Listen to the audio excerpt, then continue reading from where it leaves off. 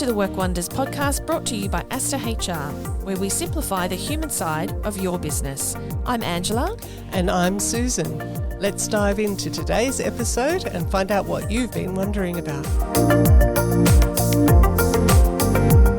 In today's episode, we're kicking off season 3 and we're going to be answering some questions that you've submitted to us. Our questions that we have today are around employee entitlements and also some questions around recruiting. So let's get started. This is the Work Wonders podcast.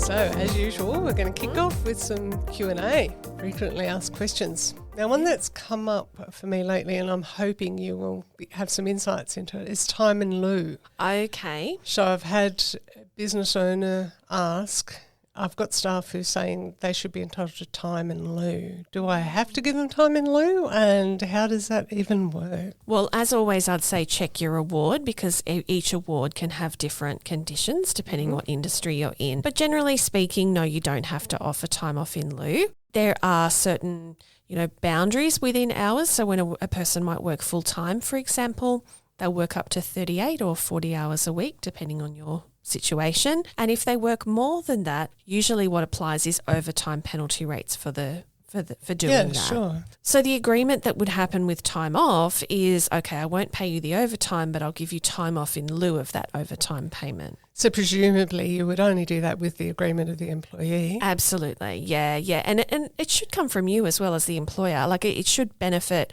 well, maybe not benefit, but it should be something that you're happy with. It certainly shouldn't be something that the employee says, I worked extra hours and so I should get that entitlement, and they shouldn't be the one to decide, I'm just going to stay back an hour today and finish off something and I'll finish an hour earlier tomorrow. And I think as a business owner or manager, you need to think of it as being like overtime. So ideally you'd have a policy in place. Absolutely. So everyone's on the same page. They all know what the rules are I agree around with you. it. And, your policy may just say, we don't give time in lieu, we only pay overtime. It might, yeah. But if you think about overtime, your employee is never in a position to say, I'm going to work overtime, therefore you will pay me or give me time in lieu. You're right. It's always at the business owner or manager's direction. Yeah, so it really starts with a discussion or designing the job, so having that discussion with someone and saying, this is the way we work around here, these are your hours,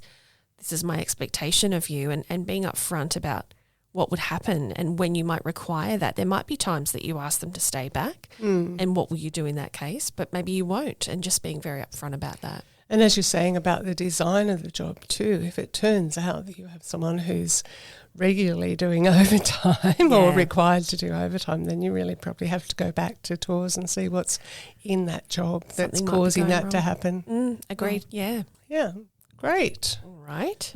Question for you now, Susan. Oh, This is a good one. It's right up our alley. What can a recruiter do for someone? What's the point? what's the point of recruiters? Yeah, well, where can I start? Yeah, it's an interesting one, isn't it? Because I think for a lot of people in small business or not-for-profit organisations, it's easy to think that you'll do the recruitment in-house because that will save you money. And there's a lot of reasons why you might think that. And one of those is probably because of the percentages that you hear of recruiters charging. Before we came on air just now, you said, you've heard 25% of first year's salary recently, and I'm sure it goes higher in some industries.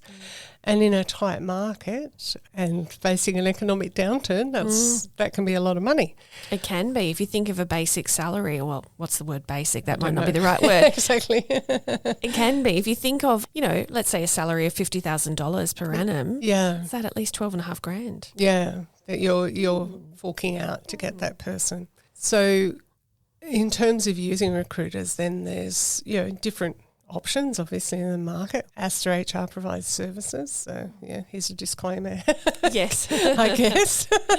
And the way that we do it is on a set price. That's right, yeah. But rather than going into the pricing, the packaging, there are other organisations who offer their services at a set price as well. I think it's useful for business owners to know what is this recruiter going to do that I can't do myself. So there's quite a lot, really, when you look into it, when you know what happens behind the scenes. And in the current labour market and skill shortages, there's certain things a recruiter can do for you that you can't actually achieve yourself just by putting an ad in the local paper or on Seek or wherever you choose to advertise. We were talking about this earlier. Yeah. Some of the things you were talking about. Oh, yeah. So I call it passive candidates. So seeking out those passive candidates that you might not be able to just get in touch with if you're just someone that's, posting an ad. Recruiters have special tools that they can use to reach out to those people. Often passive candidates are people that aren't necessarily looking at ads 24/7 and applying. Probably so it's not. Some of them haven't even thought of moving until you come along and talk to them and say, well, have you thought this could be something for you? Yeah, absolutely. So there's certainly tools like that as well. Being a recruiter, you have a unique position that you can talk on behalf of the employer, but you're not the employer. So that really affords a relationship between candidate and recruiter where you can have a really frank discussion. Okay, if this is the right role for you, tell me what it is about this role and tell me what other jobs you're going for. What do we need to be doing to get you on board for this role if it's quite competitive, which it is at the moment, and things like that. So they'll open up a lot to a recruiter, I've experienced. Yeah, so that can save a lot of time. Yeah, absolutely. In the long run, can't it? Don't need to waste your time. If you're a small business owner and you're hiring a recruiter, they're going to not just be advertising for you, they're going to be tapping into that passive job market. They can screen candidates for you. They can do telephone interviews for you. You might ask them to sit on a panel when you get to face-to-face interviews. Yeah. They might do psychometric assessments for you. So there's a lot of tools and experience that recruiters have access to that as an average small business employer you won't have access to. And there's that. And that's what you're paying for, basically. Absolutely. There's that old saying too that, even though you're the business owner, you're not necessarily an expert in all areas of business. And sometimes it feels like you got to be. Yeah, true. When you're the, the head honcho. But, leaning on the expert of someone like a recruiter or an HR professional can support you if you're not feeling confident with how to interview or how to assess a person's application and know really what's sitting behind something on paper. Yeah, and I think I just thought something you said then just reminded me of something else that a recruiter can do for you, and that is to make you really clear about who you're looking for. Oh, great, yeah. So what is, you need someone to do X, Y, and Z, but what sort of person is that? And a recruiter can advise you on the skills and the experience of the person who might be able to do that job that you want, and help you to be very clear in defining what the job is. Yeah, yeah. Getting on to then, we might have picked someone. There's actually a lot of subsidies available at the moment for employing new people. There is. And employing trainees. And I think you know a lot more about those than I do. So can you tell us a little bit about that? Yeah, sure. So the government do offer financial subsidies when you're hiring certain types of people or in certain industries. So that can take the pressure off if you're in a small business especially and you're finding it already tough to afford a person's wage in that first little part maybe. But things that I'm speaking of are like an apprenticeship or traineeship support. If you're taking on someone in that capacity, there are certain financial subsidies attached to that. So when you go about, setting up an official contract with someone in an apprenticeship centre, then they will support you with that sort of application, and that can look like a number of different ways, but it's just basically support financially in the early stages and sometimes a little bit further on as well over the time of that traineeship or apprenticeship. The other one is just a wage subsidy, and depending on the age of the candidate or employee that you're taking on, and a couple of other factors as well, like what industry you're in and what the role is. There's some qualifying factors, of course, but again, that can be a financial benefit to you,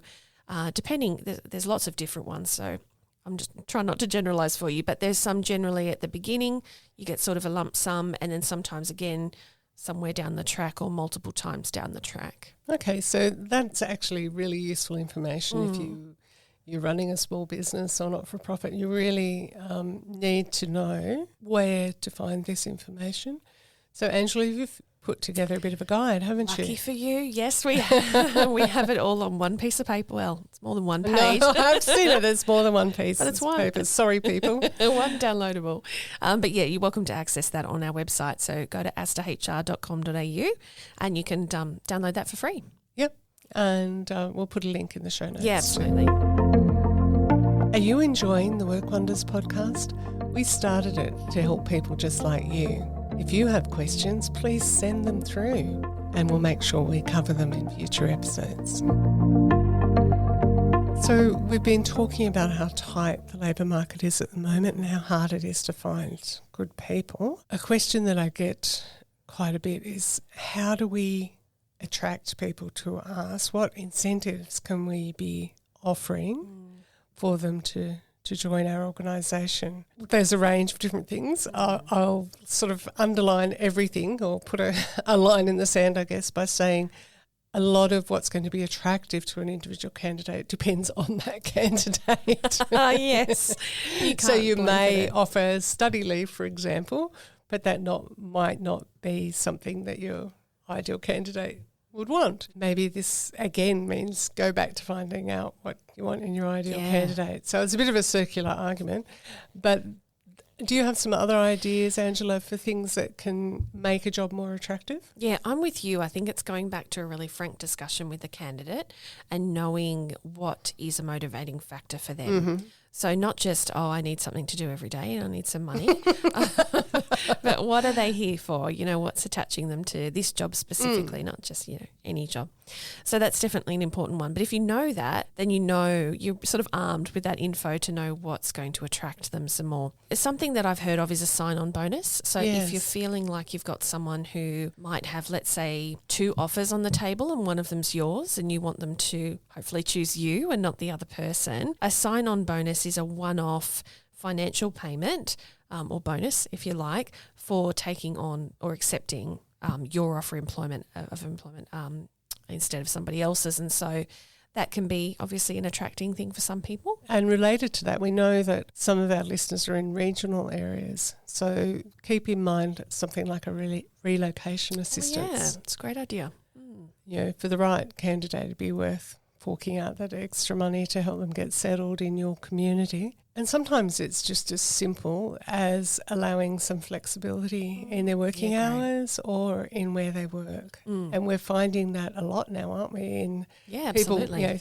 Post-COVID, people go, oh, well, I know I can work from home. I'm all set up there. So that's something for you to consider as well.